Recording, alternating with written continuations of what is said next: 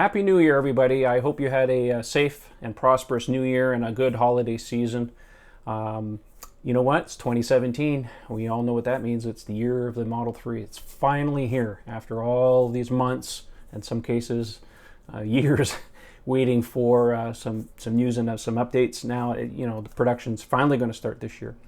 Now, I know I've been a little absent on the videos lately, and I was specifically kind of waiting because, with this changeover to the Supercharger credit program, that I was really waiting for some information from Tesla on that before I put out another video. But turns out they extended it for another 2 weeks. Now, the deadline was January 1st. That didn't happen.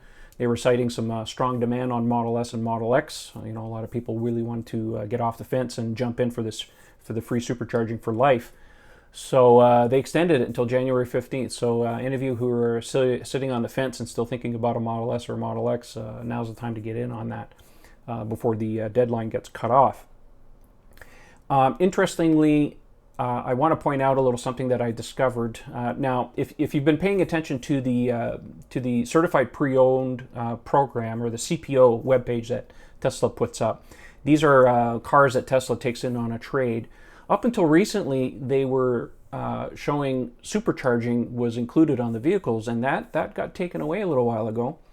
So I reached out and talked to one of the certified pre-owned, or the CPO specialists, and was able to confirm that as of January 1st, of course now up until possibly the 15th, that supercharging is being taken away from certified pre-owned vehicles. So just to clarify here, if you own a Model S and you sell it to someone else privately, or you bought a Model S or a Model X from someone privately, the supercharging that came with the vehicle is still with the vehicle. It does not go away. It's only if you turn the vehicle into Tesla on a trade-in. Tesla is turning the whole CPO fleet that they own and going to be turning over onto the credit program. So it's an important change in their plans. So it's try and keep that in mind if you're thinking about a CPO, that supercharging is not going to be included anymore. You'll have to pay. It's on the credit program. So anyways, that's what I have as far as the Supercharger credit program is concerned right now. I'm still waiting. Hopefully we'll get some more information after the 15th, and I'll be the first to tell you all about that as soon as we get that. Anyways, just a little bit of news. Fourth quarter is finally over, and Tesla finally announced that their deliveries for the Model S was just over 76,000 vehicles, which was just below the guidance of 80,000 for the year of 2016. They still have about 6,500 cars still in transit. Those haven't been delivered. Can't count against 2016, so they'll be counted for 2017. So some pretty good numbers, just a little bit below, but it's still good and solid.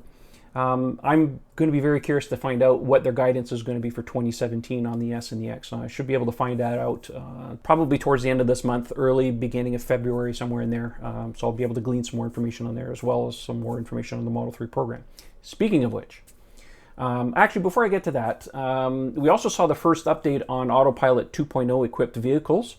So Model S and Model X equipped with Autopilot saw the first updates on that.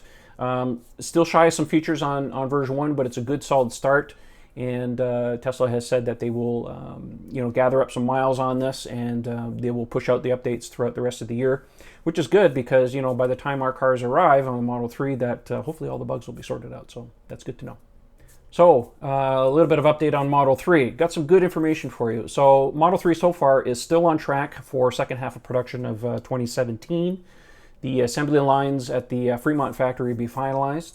We got some very good news as of today. Now, if you've been paying attention to Tesla, there was a little tidbit of information that came out that they were going to hold an event at the Giga Factory today, January 4th, but it's not for press. It's for investors, people that are investing in the program. So anyways, we finally got news from Tesla officially today that the cell production, the 2170, which is, where did I put it? This little guy right here. Sorry about that. There you go. That's a 3D print, by the way. It's not a real cell. Anyways, so production has officially started. Actually, it actually started in December, and they were doing a cell validation. So now official cell production has begun. Now, it's important to note that the cells are going into the Powerwall and the Power Pack first, and cell stockpiling and production for the Model 3 is going to begin in the second quarter of this year. So around about April timeframe, they're going to start building those cells and stockpiling for production. So those are really good news. It's very important that the Giga Factory started production on these cells because it's so critical for the Model 3 program. While we're on the subject of the Giga Factory, it's important to remember that the Giga Factory is managed and built by Tesla.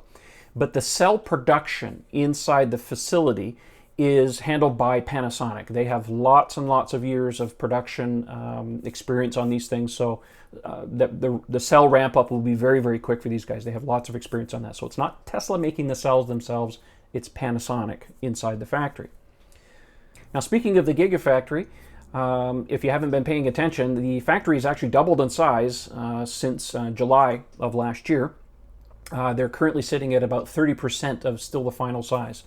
So what Tesla is doing here is they're expanding the factory as they outfit it so that they can keep, kind of growing.